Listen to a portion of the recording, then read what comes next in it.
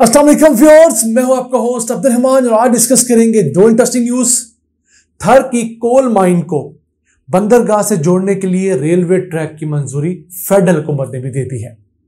बहुत अहम लिंक है। इसके जरिए न सिर्फ थर का कोयला मुल्क भर में पहुंचाया जा सकेगा, बिजली के कारखानों में, खाद के कारखानों में, सीमेंट के कारखानों में, बल्कि इसे बंदरगाह तक पहुंचाकर एक्सपोर्ट करके भी ज़रिए मुबादला कमाया जा सकेगा। इस अहम डेवलपमेंट को आपसे डिस्कस करेंगे और इसकी मजीद तफसीलात आपको बताएंगे। जबकि आज की दूसरी खबर, पंजाब पुलिस ने बिलाखिर मॉडर्न 4G मोबाइल लोकेटर्स हासिल कर लिए हैं। ऐसी डिवाइसेस जिसके जरिए भत्ताखोर, अगवा बराए तावान करने वाले जो मुलजिम हैं उन्हें उनके मोबाइल फ़ोन से, व्हाट्सएप से ट्रैक किया जा सकेगा और बासानी गिरफ्तार किया जा सकेगा। और इस डेवलपमेंट को हासिल करने में पंजाब पुलिस को 3 साल लगे एक छोटी सी डिवाइस हासिल करने में। इसे प्रोग्राम के दूसरे से डिस्कस करेंगे। पहले चलते हैं उस खबर की तरफ। थर की जो माइन है वो सिर्फ रोड के जरिए मुल्क भर के साथ जुड़ी हुई है। अब रोड पर जब ट्रक गुजरते हैं तो पोल्यूशन होती है, रश होता है, तो बड़ी मिकदार में दुनिया में कहीं भी कोयला, लोहा, कोई और चीज ट्रांसपोर्ट करनी होती है तो रेलवे का इस्तेमाल किया जाता है। तो इस माइन को पाकिस्तान की मेन जो रेलवे लाइन है उससे जोड़ना और फिर पोर्ट कासम के साथ जोड़ने की मंजूरी पहले सूबाई हुकूमत ने दी थी, अब वफाकी हुकूमत के दायरे CDWP ने भी दे दी है।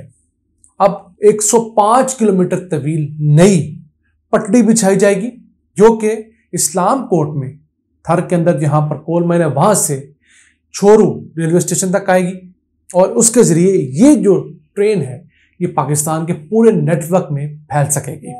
उसके बाद ये ट्रेन ना सिर्फ पाकिस्तान में इंपोर्टेड कोयले पे चलने वाले पावर प्लांट्स जो हैं उनको कोयला मुहैया कर सकेगी। पाकिस्तान का लोकल कोयला वो उसे ब्लेंड करके जलाएंगे और उसे बिजली पैदा करेंगे। इसके अलावा पाकिस्तान में जो खाद बनाने वाले कारखाने हैं वहां पर कोयला इस्तेमाल होता है, वहां पर पाकिस्तान का थर का कोयला इस्तेमाल होगा। फिर सीमेंट बनाने वाले कारखाने हम आपको बता चुके हैं कि अब वो इंपोर्टेड की बजाय लोकल कोयला इस्तेमाल करने लगे हैं, तो उन्हें बल्क में जो कोयला चाहिए वो सिर्फ रेलवे ट्रैक के जरिए ही मुमकिन हो सकेगा। और फ्यूचर में कोल टू गैस के जो पावर प्लांट लगने हैं, यानी कि कोयले से गैस बनाने के जो कारखाने लगने हैं, उनके लिए भी यही रेलवे ट्रैक जो है वो कोयला मुहैया करवाया करेगा।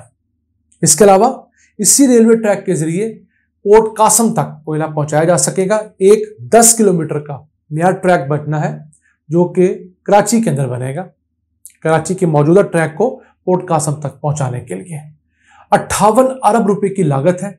और इसके ऊपर अगर काम का आगाज आज शुरू किया जाता है तो दिसंबर सन 2024 तक ये कोयला तरसील के काबिल हो जाएगा रेलवे ट्रैक के जरिए।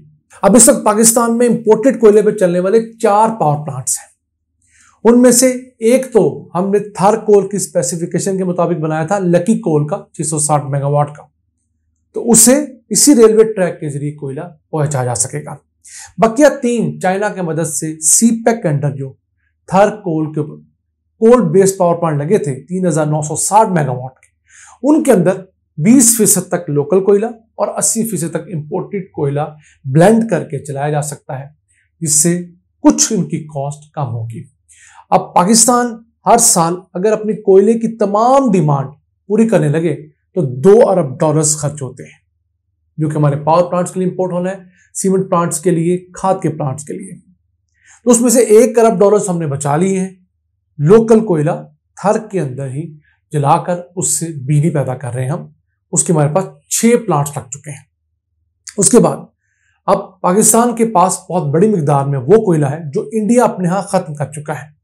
इंडिया में राजस्थान के अंदर कोयले के जखायर थे जहां पर उन्होंने बड़े बड़े कोल बेस्ड पावर प्लांट लगाए और अपने तमाम जखायर इस्तेमाल कर लिए हैं। तो जब ये रेलवे ट्रैक बन जाएगा तो इसी ट्रैक के जरिए पाकिस्तान इंडिया को भी कोयला एक्सपोर्ट कर सकता है।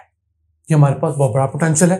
अब हमारे पास थर में ही 175 अरब टन कोयला है जो कि मुल्क में मौजूद टोटल कोयले के जखायर का 75% से ज्यादा बनता है। अब हमें देखना यह है कि हम कितनी जल्दी इस कोयले से इस्तेफादा करते हैं, क्योंकि दुनिया बहुत तेजी से कोयले के खिलाफ लॉबिंग कर रही है। तो उसमें से अपने लिए स्पेस जितनी जल्दी हम आज निकाल लाएंगे इसके 10 साल बाद मुमकिन नहीं होगी। आइए चलते हैं आज की दूसरी खबर की तरफ। पाकिस्तान में पुलिस को जहां दीगर बहुत सारे मसाइल हैं, वहां पर अगवा बराए तावान करने वालों के खिलाफ, भत्ताखोरी करने वालों के खिलाफ, दहशतगर्दों के खिलाफ एक आम हथियार मिसिंग था। सिंध में भी, पंजाब में, पूरे पाकिस्तान में तकरीबन। हथियार क्या था? मोबाइल फोन को ट्रैक करने वाले latest 4G mobile phone locators, या समझ लीजिए GSM लोकेटर्स। ऐसे लोकेटर्स, ऐसी डिवाइसेस जो गाड़ियों में लगा दी जाती हैं और पहले किसी मुल्जम का फोन ट्रैक किया जाता है मोबाइल टावर के जरिए, फिर उस इलाके में गाड़ी भेजकर उसके करीब तरीन जहां पर वो मोबाइल होता है वो बंदे को जाके ट्रैक किया जाता है। अब कोई बहुत रॉकेट साइंस इसमें हरगिज नहीं है, दुनिया भर की पुलिस एजेंसी इस्तेमाल कर रही है, लेकिन पाकिस्तान में पंजाब पुलिस के पास जो लोकेटर्स थे वो 2G लोकेटर्स थे, यानी आज से 15 साल पुरानी टेक्नोलॉजी थी। 4G पर जो मोबाइल फोन चल रहे हैं, व्हाट्सएप पे चल रहे हैं, फेसबुक मैसेंजर के जरिए लोग कॉल्स करके जो भत्ता वसूल करते हैं, धमकियां देते हैं, उसके खिलाफ पुलिस के पास कोई हथियार नहीं था और पुलिस को इस सिलसिले में खुफिया एजेंसियों से मदद लेनी होती थी। उनके अपने मसाइल थे, वो दहशतगर्दों के खिलाफ बरसे पैकार होते थे, तो बहुत मुश्किल हो जाती थी। अब इस चीज को हाईलाइट किया गया जिस वक्त सन 2020 के अंदर सियालकोट मोटरवे के ऊपर एक रेप का अंदोनाक वाकया हुआ। पता लगा कि उन मुल्जिमान को पकड़ने के लिए पुलिस के पास 4G GSM लोकेटर नहीं है। उस वक्त जो CCP लाहौर थे, उमर शेख मरहूम, उन्होंने एक समरी भेजी कि हमें लोकेटर्स चाहिए। उस वक्त क्या जी पंजाब में भी इसको परसों किया, फिर वो तब्दील हो गए। ये चीज 2 साल बैक बर्नर पर रही, फिर अप्रैल 2022 में जाकर इस चीज को खरीदने के प्रोसेस का आगाज हुआ और अब जाकर उसके 1.5 साल बाद ये चीज बाकायदा पुलिस को हैंडओवर की गई है। पुलिस को और पुलिस के CTD काउंटर टेररिज्म डिपार्टमेंट को लोकेटर्स जो हैं वो हैंडओवर किए गए हैं। इनकी मालियत फिलहाल 12 करोड़ है। 2 लोकेटर्स लिए गए हैं, 6 लेने थे। अब आहिस्ता आहिस्ता मजीद भी लिए जाएंगे। कोशिश होगी एक बड़े रीजन के, मतलब मुल्तान के लिए जिसके अंदर पूरा जनूबी पंजाब होगा, एक लोकेटर हो, सेंट्रल पंजाब के लिए हो, इसके अलावा पर पंजाब के लिए अलग हो, उसके साथ साथ फैसलाबाद सरगोदा के लिए डिफरेंट हो। तो अब इन लोकेटर्स के आने के बाद हम उम्मीद करते हैं कि अगवा बराए तावान करने वाले लोग फिर हनी ट्रैप, किसी लालच के दिखाकर लोगों को जो अपने पास बुलाया जाता है, कोई खातून मोहब्बत का लालच देकर किसी शख्स को अपने पास बुलाती है और फिर उसका गैंग अगवा कर लेता है, या कोई सस्ती गाड़ी बेचने के नाम पर लोगों को बुलाया जाता है, सस्ता ट्रैक्टर बेचने के नाम पर, इसी तरह की चीजें। जैसे जनूबी पंजाब में बहुत सारे केसेस हो रहे हैं कि सादा लोगों को बताया जाता है कि हमें चीज बेच रहे हैं, अगर हमने लेनी है, वो शख्स समझता है कि बहुत सस्ती है, वो बगैर पूछे लोगों को बताए हुए पहुंच जाता है, पता लगता है आगे से उसका अगवा कर लिया। तो उन लोगों को गिरफ्तार करने में आसानी मिलेगी। फिर ऐसे लोग जो भत्ताखोरी करते हैं, धमकियां देते हैं, दहशतगर्द है, इन तमाम लोगों की गिरफ्तारी अब इन जदीद तरीन GSM लोकेटर्स के जरिए मुमकिन हो सकेगी। तो देखिए हमारे मुल्क में जो करने के काम होते हैं वो किस कदर ताखीर का शिकार होते हैं।